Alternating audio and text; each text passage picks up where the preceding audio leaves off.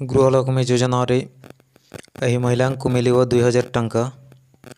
साधारण लोकंक पई सरकार विभिन्न योजना आनिछंती। क्यों राज्य रे लाडली बहना योजना तो क्योंठी सखी योजना बाहर करी महिला को आर्थिक दृष्टि समृद्ध करने को चेष्टा करती सरकार। मोट उपरे देशर विभिन्न राज्य रे महिला सरकार विभिन्न योजना चलांती।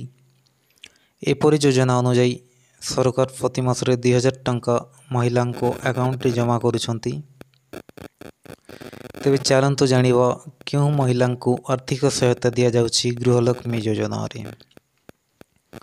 गृहलक्ष्मी योजना रे सही महिला माने उपकृत व योग्य विवेचित हेबे जो माने दारिद्र्य रेखा तले जो मानकर बीपीएल कार्ड थिबो एवं ऊपर दारिद्र्य रेखा राशन कार्ड रे परिवार मुख्य भाव में पंजीकृत होइथिबे। यह अधीन गोटे परिवार रे केवल जणा महिला को यह सुविधा मिलिबो। जो महिला माने सरकारी कर्मचारी किंबा टिकस दियंती किंबा जो मानकर स्वामी आयकर किंबा जीएसटी रिटर्न दाखल करती से माने ए योजनार लाभ पाइबे नहीं। कर्नाटक सरकार को यह योजना को लोकसभा सांसद तथा विरोधी दल नेता राहुल गांधी आरंभ करथिले। कर्नाटक रे अनुष्ठित विधानसभा निर्वाचन समय कांग्रेस दल यह योजनार प्रतिश्रुति देथिला।